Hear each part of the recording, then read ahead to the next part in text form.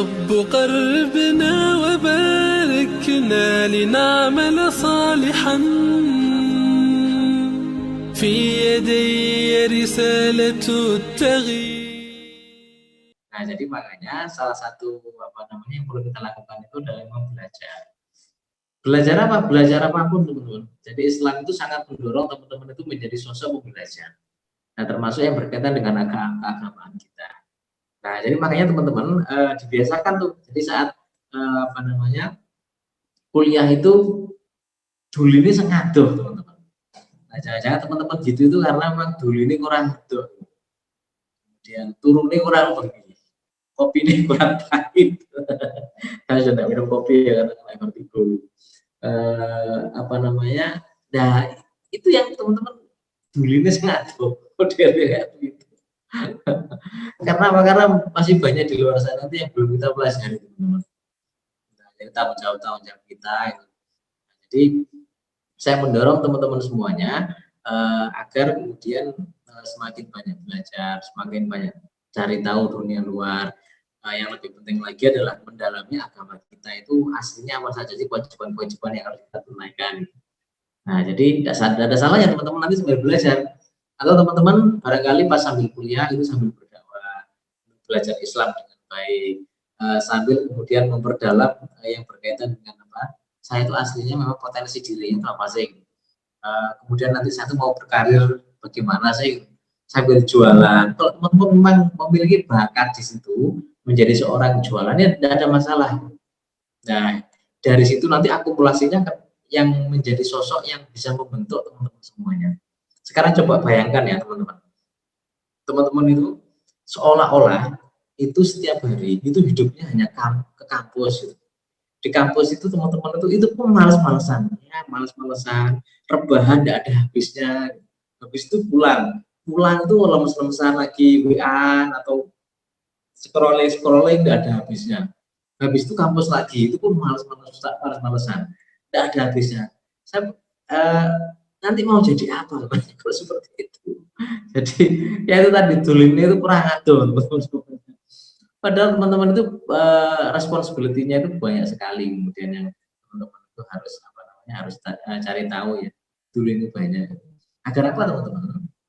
Nah, nanti teman-teman itu akan ada titik di mana secara ruang dan waktu itu teman-teman akhirnya tahu oh ternyata itu saya memiliki karya ini.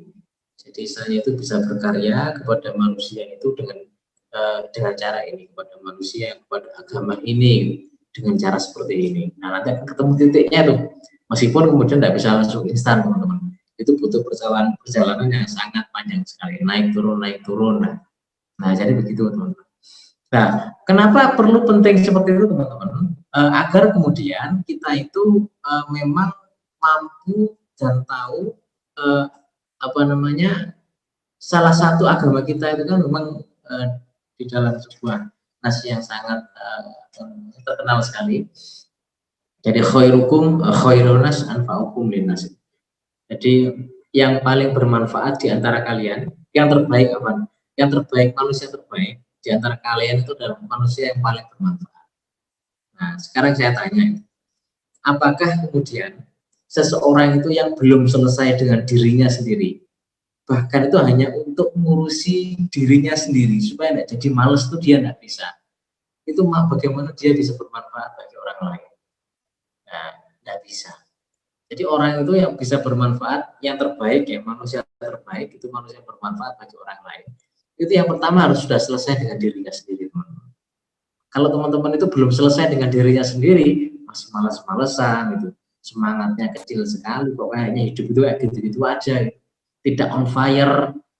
Jadi kalau saya dulu pas sebelum hijrah itu kan suka main PS sama teman-teman, dulu teman-teman satu kos-kosan. Kalau lagi main bola itu kan ada kondisi yang warna hijau, warna merah itu on fire, atau warna oranye atau merah itu ya, yang panahnya itu ke bawah. Nah, teman-teman itu bagaimana bisa orang yang kondisinya itu yang warna merah itu, warna apa merah ya? Kalau on fire itu warna hijau ya, yang pokoknya panahnya ke bawah gitu. bagaimana dia bisa bermanfaat bagi orang lain? Sulit sekali. Nah, jadi harus sudah selesai dengan dirinya sendiri. Jadi dia pengembangan diri itu sudah tuntas.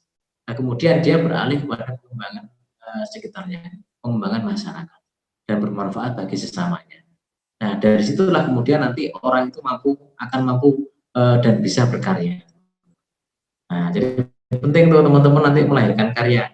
Setiap dari kita itu pasti kemudian akan ada karyanya. Bagi teman-teman yang nanti katakanlah kerja menjadi seorang guru, itu merupakan sebuah profesi yang sangat mulia sekali. Apa karyanya? Teman-teman katakanlah menjadi guru yang terbaik. Teman-teman menjadi sosok yang mampu mengubah anak dengan tutur kata, tutur perilaku, dengan ilmunya yang awalnya itu tidak bersemangat dalam hidupnya, kemudian menjadi bersemangat dan bergairah. Nah, teman-teman yang menjadi pengusaha itu pun juga mampu menginspirasi banyak orang lain untuk banyak melakukan kebaikan. Yang selama ini mungkin tren itu berkaitan dengan masalah riba. Teman-teman itu bisa menunjukkan bahwa oh ternyata berusaha itu tanpa harus menggunakan riba dan bisa kemudian mendatangkan banyak kebaikan dengan riba dan kesuksesan. Nah, dimanapun itu, teman-teman nanti yang kerja di perusahaan juga, ya. Nah, akhirnya tetap ada karyanya, teman-teman. Jadi yang bermanfaat bukan dirinya sendiri, tapi memang bagi sesamanya. Tinggal nanti diukur ya. Nanti teman-teman akan ketemu titik di mana kebermanfaatannya itu bisa kecil, kemudian bisa besar, atau semakin meluas lagi gitu. Apalagi teman-teman kalau memang menjadi duta dakwah, itu akhirnya orang-orang itu bisa melihat, oh si A, dia itu memang seorang aktivis dakwah. Oh luar biasa ya, aktivis dakwah itu bisnisnya bisa begitu besar. Dia tidak terlenakan dengan uang. Dia sholatnya tetap terjaga. Dia tidak menggunakan riba. Dia merupakan sosok yang jujur. Karyawannya banyak, dituntun semuanya. Oh, luar biasa. Seorang guru, dia seorang duta dakwah, aktivis dakwah juga. Oh, ternyata memang akhirnya memberikan inspirasi, teman-teman. Coba bayangkan kalau kemudian dia belum selesai dengan dirinya sendiri. Dia berbisnis itu aktivis dakwah kok tiba dia tidak amanah, utangnya kok wakeh, termasuk ke saya ditagihi kemudian kok ngelak terus gitu. Atau mungkin dia kok ternyata pakai riba, atau katakanlah dia menjadi seorang guru kok dia kerjanya masuk ngajar itu kok sering terlambat, ngajar itu ya asal-asalan, kemudian ya males-malesan, waktunya mengumpulkan nilai kok sering terlambat. Nah, itu kan berarti kan belum selesai dengan dirinya sendiri. Bermasalah lah modelnya. Nah, dia menjadi duta dakwah, aktivis dakwah dengan prestasi yang seperti itu tuh akhirnya apa? Tidak ada kemudian yang bisa dibanggakan. Akhirnya orang itu malah memiliki citra yang buruk. Oh, ternyata kemudian aktivis dakwah kalau males-malesan gitu wae. Nah, jadi eman-eman citra dakwah kemudian yang sudah dibawa itu nanti bisa dirusak dengan mudah sekali. Nah, begitu teman-teman semuanya. Kenapa kemudian kita perlu seperti itu, teman-teman? Karena begini, hidup kita itu kan cuma satu kali nih. Nah, jadikanlah kemudian hidup kita itu memang begitu bermanfaat dan meninggalkan jejak yang baik. Ada legasinya. Jadi ada legasi, ada warisannya yang memang di situ benar-benar nampak bermanfaatannya, teman-teman, terutama bagi agama ini. Sehingga apa? Sehingga saat teman-teman nanti itu meninggal, kemudian dipanggil oleh Allah SWT, itu sudah cukup banyak amal itu yang sudah alhamdulillah sudah kita perbuat, teman-teman. Alhamdulillah jika kemudian nanti ada amal itu amal jariah yang terus mengalir kepada kita. Apa ada jaminan kemudian kita bisa hidup lama? Tidak ada. Apalagi ini kita di tengah-tengah COVID ini ya, teman-teman. Begitu banyak mungkin orang yang ada di sekitar kita, kenalan kita, atau bahkan saudara kita yang kemarin itu bercengkrama dengan kita, kayaknya masih sehat-sehat saja, tiba-tiba kemudian terkena COVID, Allah kemudian menakdirkan ternyata dipanggil lebih cepat mendahului kita, dan ini banyak terjadi kasusnya. Itu sudah akhirnya terjadi dengan begitu cepat, dan kita sudah tidak sudah tidak bisa berbuat apa-apa lagi. Nah, jadi seperti itu, teman-teman. Dan sudah tutup buku asli, sudah tutup buku kemudian. Tutup buku itu maksudnya sudah kemudian tidak mampu kita melakukan apa-apa lagi, kita hanya tinggal pasrah. Nah, tinggal pasrah, kemudian nanti kita tinggal menunggu termasuk belum lagi di alam kuburnya ya. Kemudian nanti di hari penghisapan, nanti kita di akhirat itu bagaimana. Nah, itu juga akhirnya kalau memang belum begitu banyak bekal kita, hanya penyesalan yang kemudian kita dapatkan. Kaum muslim saja nanti itu menyesal. Menyesal kenapa? Kenapa tidak berbuat amal ibadah itu dengan lebih banyak lagi. Apalagi orang-orang kafir. Orang kafir itu penyesalannya luar biasa besar. Kenapa kemudian mereka tetap dalam keadaan kekufuran mereka. Nah, jadi begitu teman-teman. Kita pun juga tervonis ya. Jadi aslinya kan kita itu sudah divonis Allah Subhanahu wa taala itu waktunya itu sudah ada, teman-teman. Kalau teman-teman bayangkan ya, katakanlah teman-teman itu datang ke rumah sakit kemudian divonis Anda waktunya tinggal 1 minggu lagi gitu. Waktu hidupnya tinggal 1 minggu lagi. Kira-kira nih teman-teman itu dapat tiket hadiah kemudian untuk melakukan safari atau berwisata ke Amerika atau ke Los Angeles atau ke Singapura gitu. Tiket gratis kemudian dibayari, hotelnya, akomodasinya dibayari. Teman-teman mau enggak? Tapi dokter itu mengatakan waktumu itu tinggal 1 minggu lagi. Saya yakin kalau Anda muslim itu tidak akan mau. Karena apa? Sudah tidak penting lagi. Kemudian katakanlah waktunya semakin lama semakin mepet. Kemudian ada orang di jalan itu mepet Anda itu waktu semakin mepet ya, nantang gelut dan sebagainya, apakah Anda layani? Ya sudah tidak ada ini ya, kan sudah tidak penting teman-teman. Yang penting itu adalah sekarang bagaimana dengan waktu yang singkat ini saya itu siap menghadapi vonis dokter. Waktu saya yang katakanlah tinggal 1 minggu lagi. Nah, jadi akhirnya yang ada di mata kita itu adalah bagaimana yang penting dan hanya satu-satunya itu adalah bagaimana kita bisa beribadah menggunakan setiap waktu dari kita itu hanya untuk kemudian beribadah kepada Allah. Itu teman-teman. Yang lainnya itu sudah tidak penting. Bahkan kemudian teman-teman ditawari jabatan direktur lah, menjadi CEO-nya Tesla, gitu. Apakah teman-teman mau? CEO-nya Facebook gitu dengan gaji miliaran, apakah mau? Jangan mau, karena sudah tidak penting lagi gitu. Yang penting itu 1 minggu ini sudah penting lagi lah itu, dikasih duit miliaran itu sudah tidak penting tuh.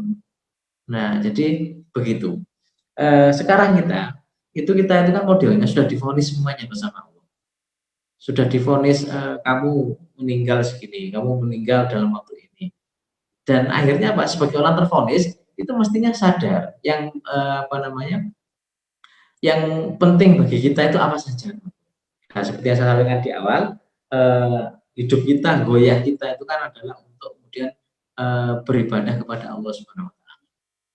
Nah, beribadah itu konsepnya ya.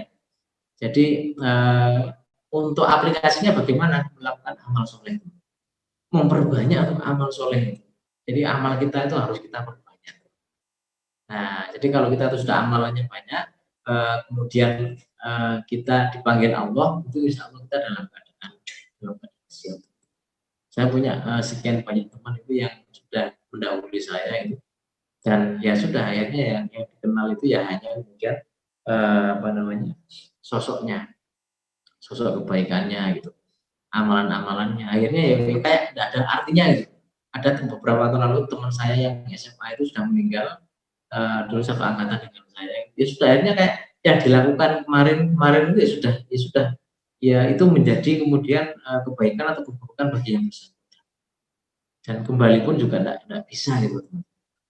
Nah, jadi kurang lebih seperti itu teman-teman, mudah-mudahan dapat poinnya ya teman-teman semuanya. Saya ulangi lagi bahwa memang kita sebagai sosok manusia, mahasiswa teman-teman di sini itu adalah multi responsibility.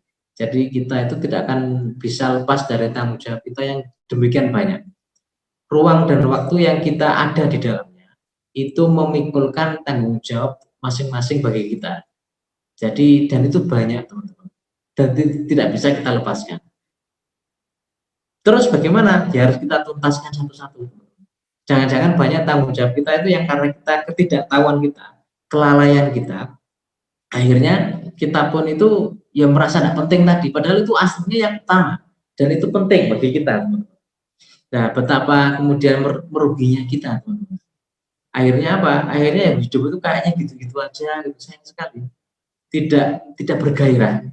Padahal mestinya hidup yang satu kali itu kan harus digunakan dengan bergairah sekali. Bergairah itu memang seluruh sel-sel kita itu semangat gitu loh, teman-teman. Semangat itu bergairah untuk menjemput keridhaan Allah SWT. Jangan sampai kemudian kita seperti orang-orang neraka ya. Tadi kebetulan saya jadwalnya riflah dengan keluarga saya, dengan anak saya. Yang punya 4 anak, teman-teman. Nah, jadi kalau tadi kan memang ke alam ya. Jadi ke alam saya sering melakukan dialog keimanan gitu.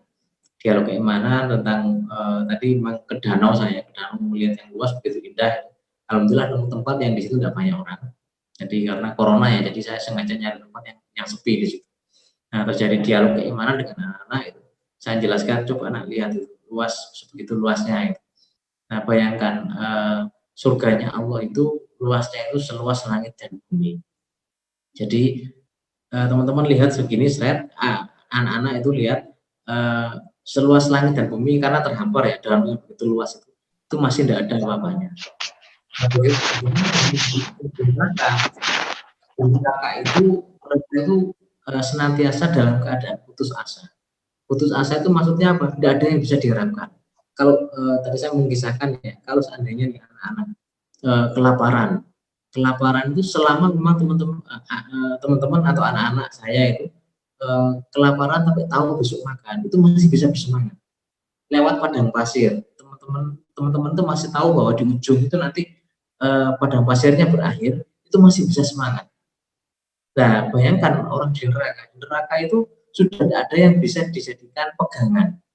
Jadi modelnya kalau lewat padang pasirnya itu kayak tidak ada ujungnya, dan memang dia sangat tahu dan sangat yakin memang tidak ada ujungnya sama sekali. Akhirnya apa? Ya putus asa kan. Jadi orang yang belum makan beberapa hari dan dia tahu memang tidak ada makanan selama berhari-hari, akhirnya apa yang muncul? Putus asa. Nah, kita kan punya Allah tuh. Kita mumpung masih hidup di dunia, kita tuh punya Allah. Jadi makanya putus asa itu kan dilarang, diharamkan dalam Islam. Sementara orang ahli nar atau penduduk neraka itu mereka putus asa karena tidak ada yang kemudian dijadikan tempat sandaran. Nah, jadi itu sedikit penggambaran ya tentang kehidupan agar kemudian kita benar-benar bisa memanfaatkan itu dengan sebaik-baiknya agar kita bergairah. Kita bergairah, teman-teman yang mahasiswa, alhamdulillah patut disyukuri, tapi jangan lupakan bahwa teman-teman itu adalah multi responsibility, masih begitu banyak tanggung jawab yang teman-teman itu harus lakukan, dan selalu ada jangan pernah berputus asa, karena memang selalu akan ada harapan yang pertolongan yang senantiasa menunggu dan akan diberikan Allah kepada kita. Syaratnya memang harus yakin. Kalau tidak yakin itu ya sulit. Makanya pertama itu memang harus yakin terlebih dahulu. يا رب قربنا وباركنا لنعمل صالحا في يدي رسالة التغيير